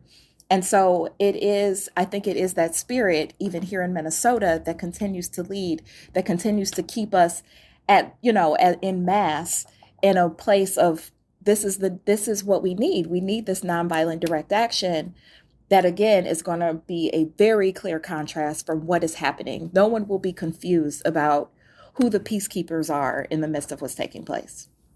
We'll add on the organizational side, which is, all of us have said, is in some ways the smallest part of that incredible level of discipline and heart and knowledge that we have to resist this violence with nonviolence and strength.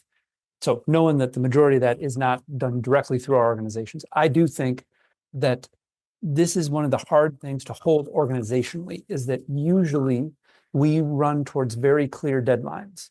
We run towards very clear objectives in a very sort of linear way. That's not bad. That's what organizations are good for.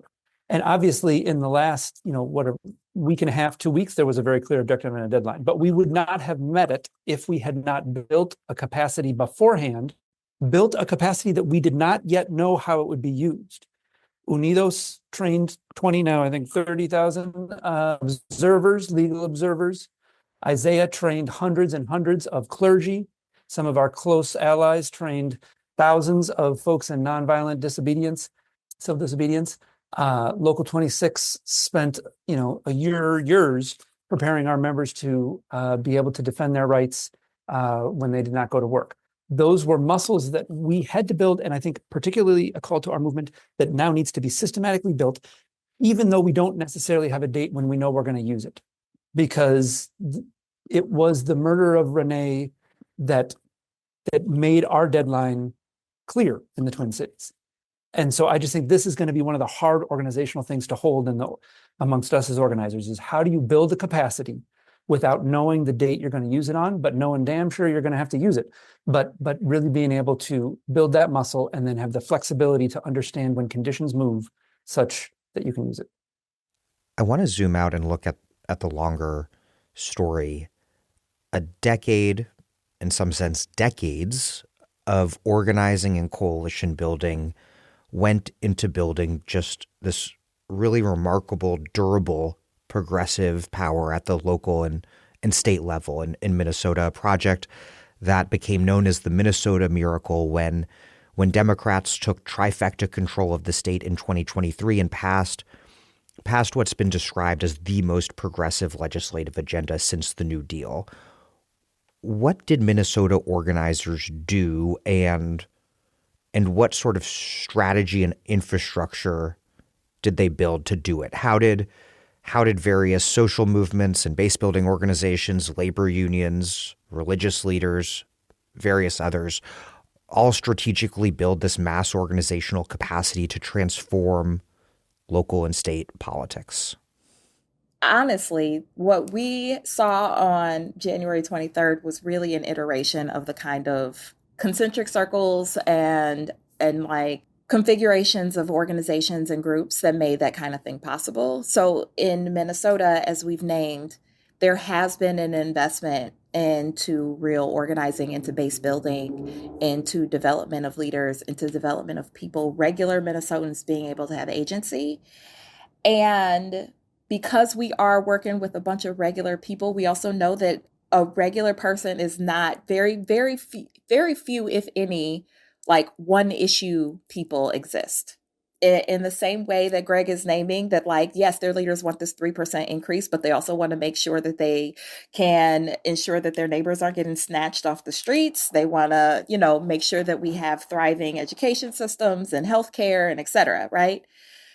That is also true of regular people, which means that, frankly, it is a whole lot easier for us to be in real relationships with one another when we do have bases, to be able to construct the kind of muscle needed, frankly, to where we're not going to have this like crab in a barrel mentality and fight over crumbs, but actually make the decision. We got to make the decision together, and it didn't happen anywhere. It was literally years of us working together to then be able to say, okay, we're going to fight together for the whole pie and not for the crumbs of the pieces of that pie. And so, the example that I love to give, in case folks are needing something really concrete around this.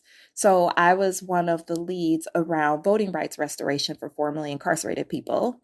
And Emilia was one of the leads, right, on driver's licenses for all. And so years ago, when there was a trifecta, in like 2010, there was a push, of course, for driver's licenses to get passed and for voting rights restoration to get passed. And those coalitions, could have worked together, but were told by legislators in the same way that Greg is naming can happen. It's like, you get one bill.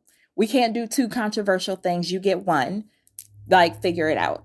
And so, I mean, while it never came to a big brawl, but these two coalitions kind of went to their own corner and tried to get their thing.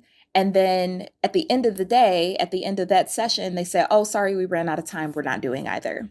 And so we learned our lesson. And so these coalitions, along with so many others around paid family medical leave, around childcare funding, around education funding, around healthcare, actually got into real relationship and alignment. So it was not coalition, but it is actually alignment with one another so that we could then go and fight for, when the conditions were ready, to go pass all of our shovel-ready bills, because we've been working on them for forever. And so it was just like really important, yes, also to be able to pass all of these together, and knowing that, frankly, many of these groups also helped to create the conditions so that the political conditions were ready to pass these bills.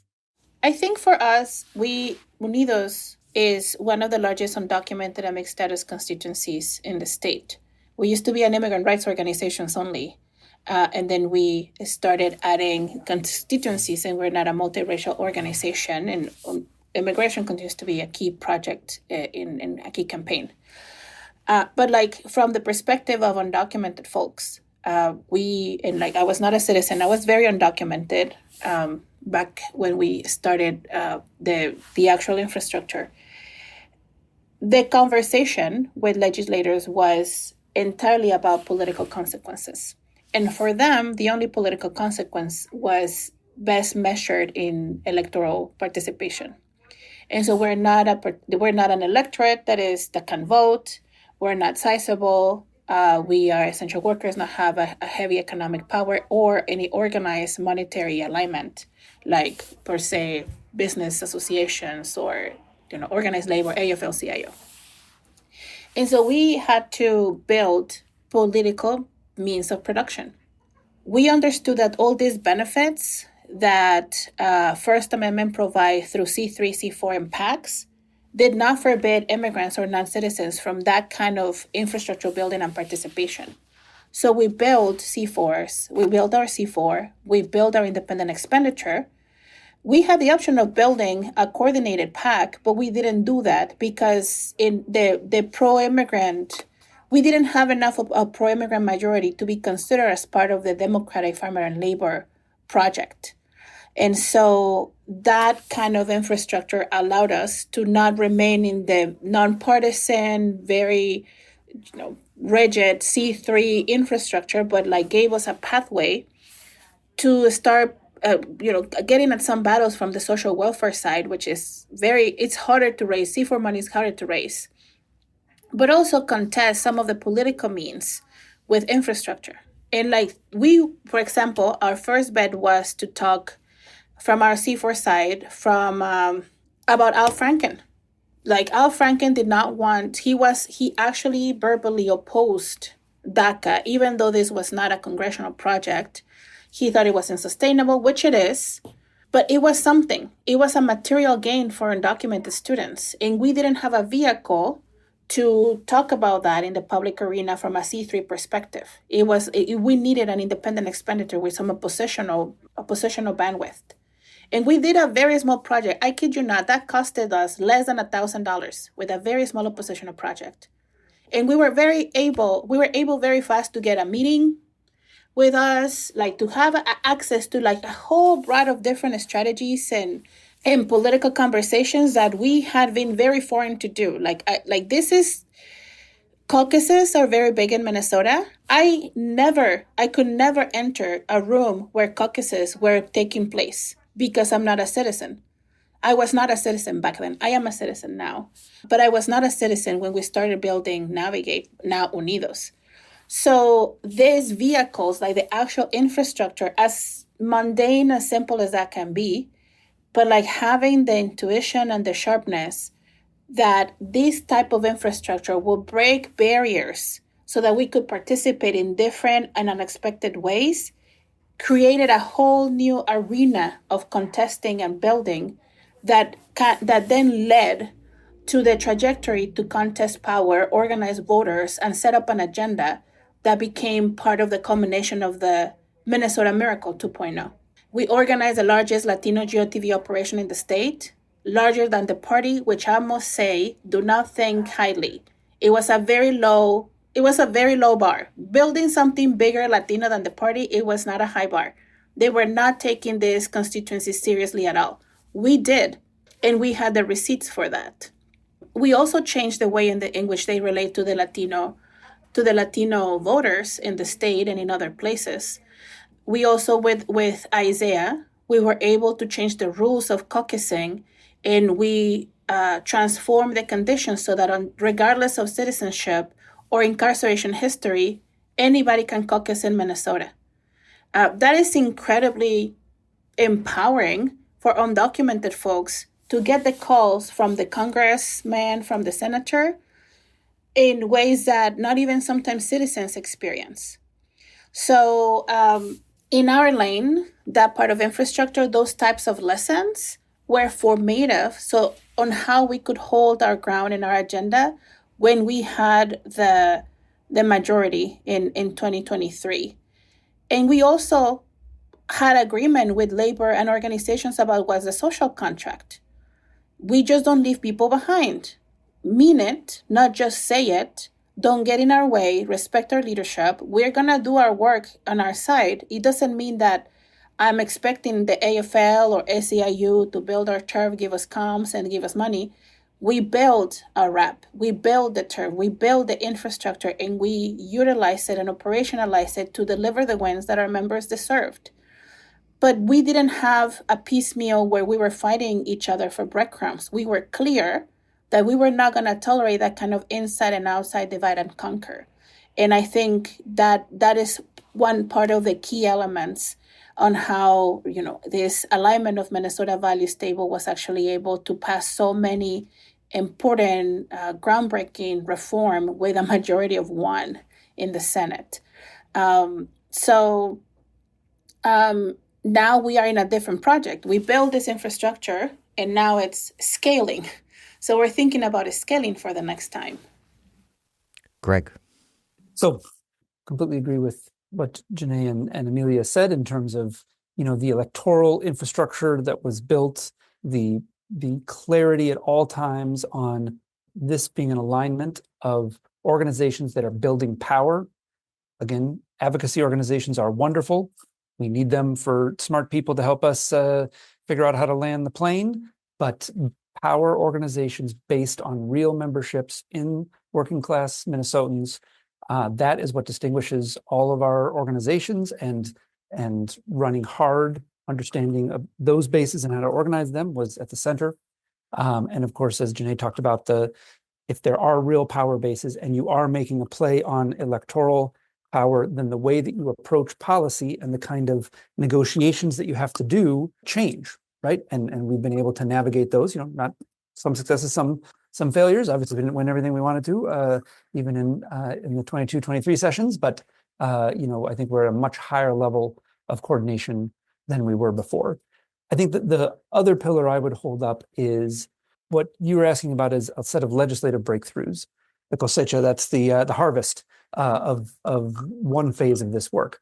But one of the pieces that I think was also critical was around a clarity in a power analysis in Minnesota, which was that there are a set of the corporations, in fact, the same corporations that did this letter 3 days after our economic blackout on the 23rd of January, those same corporations, we believe, are the ones that really dictate the parameters and the extent to which policy can move and politicians can have narrative in our state. And so only engaging the politicians themselves is not enough. There has got to also be a direct engagement of those corporations that are so powerful in our state. And I think that's true in many states, right? There is a set of large corporations that really dictate the parameters upon which folks can play. And so for us, that was also very important. Going 15 years back, we ran unified campaigns across our different constituencies on many of those different major players and won incredible breakthroughs. And I just think this was important because a massive legislative set of breakthroughs is hard to generate in a single session. That was built on, a decade of work. And so it is critical for the movement to get small pieces as you go. Those can be small policies, God bless, but also the incredible power of running directly at those puppet masters who dictate the terrain of politics in our states. These large corporations, we have been able to get an incredible number of concrete wins from engaging them directly and developed a set of tools around the doing of that, things that we call weeks of action, multiple different organizations doing actions, leadership schools where we're training folks from across our different bases to understand each other's fights and how to build pressure in direct action on those companies. Anyway, so a whole set of just very specific tools at a certain level, but those have been helpful in feeding the movement and feeding our separate bases with very concrete wins on this longer road as we contested for, as Emilia said, the production and the reproduction of the political space, as we contested for that, a set of very concrete wins along the way that then also were these muscles that we then were quite familiar with, albeit in different smaller instances, that we could then use on comparatively short notice when this federal set of agents came and occupied our city. Emilia González Avalos, Greg Nammacher, and JaNaé Bates Imari, thank you very much. Thank you. Thank you for having us. Thanks, Dan.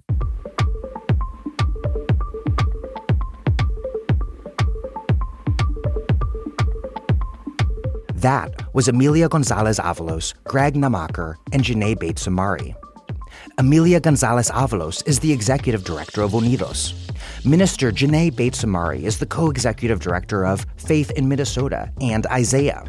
Greg Nammacher is president of SEIU Local 26, a union of 8,000 janitorial, security, airport, and other property service workers in the Twin Cities. Thank you for listening to The Dig from Jacobin Magazine. As Marx once said, after noting that proletarian revolutions constantly criticize themselves, constantly interrupt themselves in their own course, return to the apparently accomplished in order to begin anew. They deride with cruel thoroughness the half-measures, weaknesses, and paltriness of their first attempts, seem to throw down their opponents, only so the latter may draw new strength from the earth and rise before them again, more gigantic than ever, recoil constantly from the indefinite colossalness of their own goals, until a situation is created which makes all turning back impossible. While other podcasts have only interpreted the world in various ways, our point is to change it. We're posting new episodes most weeks. The Dig was produced by Alex Lewis. Our associate producer is Jackson Roach. Music by Jeffrey Brodsky.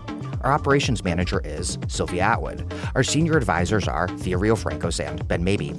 Check out our vast archives and newsletters at thedigradio.com. Follow us on Twitter and also Instagram and Blue Sky at The Dig Radio, and find us wherever you get podcasts. And subscribe to this one. Also, rate and review us. Those reviews help introduce us to new listeners, but what really does that is you telling people you know to check out the pod.